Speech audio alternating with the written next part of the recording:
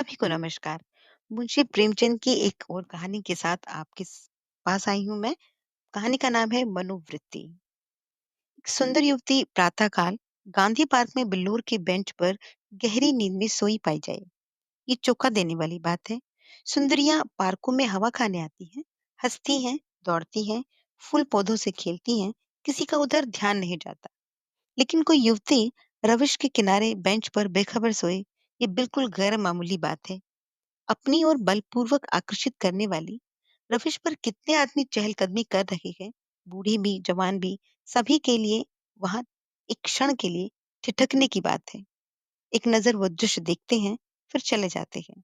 युवक वृंद रहस्य भाव से मुस्कुराते हुए, वृद्ध जन चिंता भाव से सिर हिलाते हुए, और युवतियां लज्जा से आंख नीचे किए हुए। बसंत और हाशिम निक्कर और बनियान पहने नंगे पांव दौड़कर आ रहे थे। बड़े दिन की छुट्टियों में ओलंपियन रेस होने वाली है। दोनों उसी की तैयारी कर रहे हैं। दोनों इस स्थल पर पहुंचकर रुक जाते हैं और दबी आंखों से युवती को देखकर आपस में ख्याल दौड़ाने लगते हैं। बंसब ने कहा, इसे कहीं और सोने की जगह ना मिली। हाशिम ने जवाब दिया, कोई वेश्या है। लेकिन वेश्याएं भी तो इस तरह बेशर्म नहीं होती। वेश्या अगर बेशर्म ना हो तो भी वो वेश्या नहीं। बहुत सी ऐसी बातें हैं जिनमें कुलवधू और वेश्या दोनों एक व्यवहार करती हैं। कोई वेश्या मामूली तौर पर सड़क पर सोना नहीं चाहती। रूप छवि दिखाने का नया आर्ट है। आर्ट का सबसे सुंदर रूप छिपाव है, दिखाव नहीं। वेश्या इस रहस्य को खूब समझती है। इसका छिपाव केवल आकर्षण बढ़ाने के लिए है, हो सकता है, मगर यहाँ सो जाना ये प्रमाणित नहीं करता कि ये वेश्या है। इसकी मांग में सिंदूर है। वेश्या अवसर पड़ने पर सौभाग्यवती बन जाती है। रात भर प्याले के दौर चले होंगे, काम क्रीड़ाएं हुई होंगी, अवसाद के कारण ठंडक पाकर सो गई होगी। मुझे तो कुलवधू सी लगती है। कुलवधू पार्क में सोने आएगी। हो सकता है घर से रूट कर आई हो। चलकर ही पूछ लेते हैं। निरे अहमक हो, बगैर किसी परिचय के आप किसी को जगा कैसे सकते हैं? अजी चलकर परिचय कर लेंगे। उल्टे और एहसान जताएंगे। और जो कहीं झिड़क दे, झिड़कने की कोई बात है तो नहीं। फिर भी उसने सौजन्यता और सहृदयता से डूबी हुई बातें करेंगे उससे। कोई युवती ऐसी बातें सुनकर चिढ़ नहीं सकती।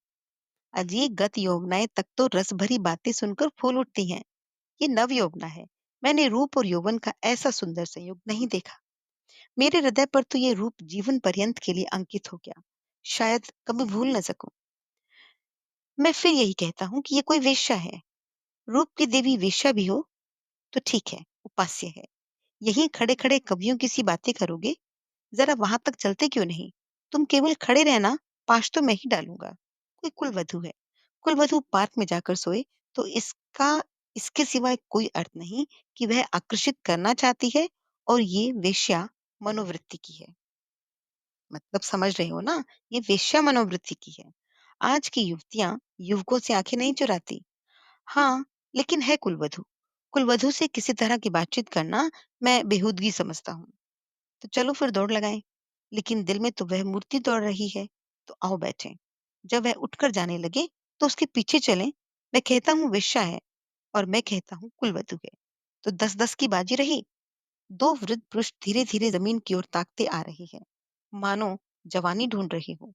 एक की कमर झुकी, बाल काले, शरीर स्थूल। दूसरे के बाल पके हुए पर कमर सीधी, इकरा शरीर। दोनों के दांत टूटे पर नकली लगाए हुए हैं। दोनों की आंखों पर ऐनक है। मोटे महाशय वकील हैं। छछरे महोदय डॉक्टर। वकील, देखिए ये 20वीं सदी की करामात। डॉक्टर, जी हाँ देखा। हिंदुस्तान दुनिया से अलग तो नहीं, लेकिन आप इसे शिष्टता तो नहीं कह सकते। शिष्टता की दुहाई देने का अब समय नहीं है। किसी भले घर की लड़की वेश्या है साहब। आप इतना भी नहीं समझते? वेश्याएं इतनी फूहड़ नहीं होती। और भरे भले घर की लड़कियां फूहड़ होती हैं। नई आजादी है, नया नशा है। हम लोगों की तो बुरी भली सब कट गई। जिनके सिर आएगी झेलेंगे। जिंदगी जहन्नुम से बदतर हो जाएगी। अफसोस, जवानी रुखसत हो गई, मगर आंख तो रुखसत नहीं हुई। वह दिल तो रुखसत नहीं हो गया।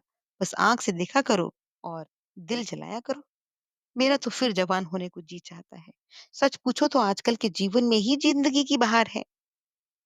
क्या कहा? आजकल के जीवन में ही जिंदगी की बहार है। हमारे वक्तों में तो कहीं कोई सूरत ही नजर ना आती थी। आज तो जिधर देखिए हुस्न ही हुस्न के जलवे हैं। सुना युवतियों को दुनिया में जिस चीज से सबसे ज्यादा नफरत है वो है बूढ़े मर्द। मैं इसका कायल नहीं। पुरुष का जोहर उसकी जवानी नहीं, उसकी शक्ति संपन्नता होती है। कितने ही बूढ़े जवानों से ज्यादा कड़ियल होते हैं। मुझे तो आए दिन इसके तजुर्बे होते हैं। मैं ही अपने को किसी जवान से कम नहीं समझता। ये सब सही है, पर बूढ़ों का दिल कमजोर होता जाता है। अगर ये बात न होती तो इस रमणी को देखकर इस तरह हम लोग यूं न चले जाते। मैं तो आंख भर भी न देख सका। डर लग रहा था कहीं उसकी आंख न खुल जाए और मुझे ताक न ले। तो दिल में मुझे क्या समझेगी? खुश होती कि इस बूढ़े पर भी उसका जादू चल गया। अजी रहने भी दो। आप कुछ दिनों अवकाशा का सेवन कीजिए। चंद्रोदय खाकर देख चुका, सब लूटने की बात है। मंकी ग्लैंड लगवा लीजिए ना। आप इस युवती से मेरी बात पक्की करा दें। मैं तैयार हूँ। हाँ, ये मेरा जिम्मा रहा। मगर भाई हिस्सा भी रहेगा। अ, अर्थात ये कि कभी-कभी मैं भी आपके घर झाँक कर अपनी आँखें ठंडी कर लिया करूँगा। अगर आप इरादे से आएँ तो आपका दुश्मन हो जाऊँ। ओहो! आप तो मंकी ग्लैंड का नाम सुनते ही जवान हो गए। मैं तो समझता हूँ ये भी डॉक्टरों ने लूटने का एक लटका निकाला है। सच। अरे साहब, इस रमणी के स्पर्श में जवानी है। आप हैं किस फेर में? इसके एक-एक अंग में, एक-एक चितवन में, एक-एक मुस्कान में, एक-एक लिबास में जवानी भरी हुई है। न 100 मंकी ग्लैंड न एक रमणी का बाहुपाश। अच्छा, कदम बढ़ाइए, मुवक्किल आकर बैठे होंगे। ये सूरत आपको याद रहेगी, फिर आपने याद दिला दी। वह इस तरह सोई है, इसलिए कि लोग उसके रूप को, उसके अंग विन्यास को, उसके बिखरे हुए केशों को, उसकी खुली हुई गर्दन को देखें और अपनी छाती पीटे। इस तरह चले जाना उसके साथ अन्याय है। वो बुला रही है। वह बुला रही है और आप भागे जा रहे हैं। हम जिस तरह दिल से प्रेम कर सकते हैं, जवान कभी कर सकता है? बिल्कुल ठीक। मुझे तो ऐसी औरतों से साबका पड़ चुका, जो रसिक बूढ़ों को खोजा करती हैं। जवान तो छिछोरे, उच्छृंखल, अस्थिर और गर्वीले होते हैं। वे प्रेम के बदले में कुछ चाहते हैं। यहाँ तो निस्वार्थ भाव से आत्मसमर्पण करते हैं हम। आपकी बातों से आपकी बातों से दिल में गुदगुदी सी हो गई। मगर एक बात याद रखिए, कहीं उसका जवान प्रेमी मिल गया तो मिला करे। यहाँ ऐसों से नहीं डरते। आपकी शादी की कुछ बातचीत तो थी? हाँ थी तो। मगर अपने ही लड़के जब दुश्मनी पर कमर बांधे तो क्या हो। मेरा लड़का यशवंत तो मुझे बंदूक दिखाने लगा। ये जमाने की खूबी है। अक्टूबर की धूप तेज हो चली थी। दोनों मित्र निकल गए। दो देवियां, एक वृद्धा, दूसरी नवयौवना, पार्क के फाटक पर मोटर से उतरी और पार्क में हवा खाने आई। उनकी निगाह भी इस नींद की मारी युवती पर पड़ी।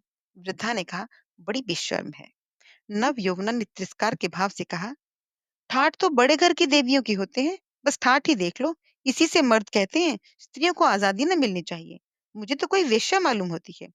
वेश्या ही सही, पर इसे इतनी बेशर्मी करने पर वेश्या ही सही, पर उसे इतनी बेशर्मी करके स्त्री समाज को लज्जित करने का क्या अधिकार है? कैसे मजे से सो रही है, मानो अपने ही घर में हो। हम्म, बेहयाई है।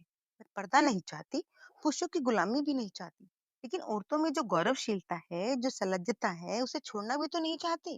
मैं किसी युवक को सड़क पर सिगरेट पीते देखती हूँ तो मेरे बदन में आग लग जाती है। उसी तरह आधी छाती का जम्फर भी मुझे नहीं सुहाता। क्या अपने धर्म की लाज छोड़ देने से ही साबित होगा कि हम बहुत फॉरवर्ड हैं? पुरुष अपनी छाती या पीठ खोले तो नहीं घूमते। इसी पर बाई जी कहती हैं, इसी बात पर बाई जी, जब मैं आपको आड़े हाथों लेती हूँ तो आप बिगड़ने लगती हैं। पुरुष स्वाधीन है, वह दिल में समझता है कि मैं स्वाधीन हूँ। वो स्वाधीनता का सोंग नहीं भरता। स्त्री अपने दिल में समझती रहती है कि वह स्वाधीन नहीं है, इसलिए वह अपनी स्वाधीनता का ढोंग करती है। जो बलवान है वे अकड़ते नहीं, जो दुर्बल है वही अकड़ दिखाते हैं। क्या आप उन्हें अपने आंसू पोंछने के लिए इतना अधिकार भी नहीं देना चाहती? मैं तो कहती हूँ कि स्त्री अपने को छिपाकर पुरुषों को जितना नचा सकती है, अपने को खोलकर नहीं नचा सकती। स्त्री ही पुरुष के आकर्षण की फिक्र क्यों करे? पुरुष क्यों स्त्री से पर्दा नहीं करता? आज मुंह न खुलवाओ मीनू। इस छोकरी को जगाकर कह दो, जाकर घर में सोए। इतने आदमी आ जा रहे हैं। निर्लजता से, ये निर्लजता से टांग फैलाई पड़ी है। यहाँ इसे नींद कैसे आ गई?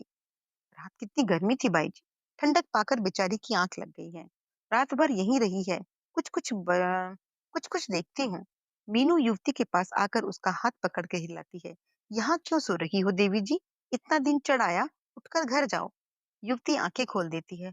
ओह, इतना दिन चढ़ाया? क्या मैं सो गई थी? मेरे सिर में चक्कर आ जाया करता है। मैंने समझा शायद हवा से कुछ लाभ हो। यहाँ आई पर ऐसा चक्कर आया कि इस बेंच पर बैठ गई, फिर मुझे होश न रहा। अब भी मैं खड़ी नहीं हो सकती। मालूम होता है गिर पड़ूंगी। बहुत दवा की पर कोई फायदा नहीं होता। आप डॉक्टर श्यामनाथ को जानती होंगी, वह मेरे ससुर हैं। युवती ने आश्चर्य से कहा, अच्छा, वह तो अभी इधर ही से गए हैं। सच? लेकिन लेकिन मुझे पहचान कैसे सकते हैं? अभी मेरा गौना नहीं हुआ। तो क्या आप उनके लड़के बसंत लाल की धर्मपत्नी हैं? युवती ने शर्म से सिर झुकाकर स्वीकार किया। मीनू ने हंसकर कहा, अच्छा, बसंत पाल तो अभी इधर से गए हैं। मेरा उनसे यूनिवर्सिटी का परिचय है। अच्छा, लेकिन उन्होंने मुझे देखा कहाँ है? तो मैं दौड़कर डॉक्टर साहब को खबर दे दूं?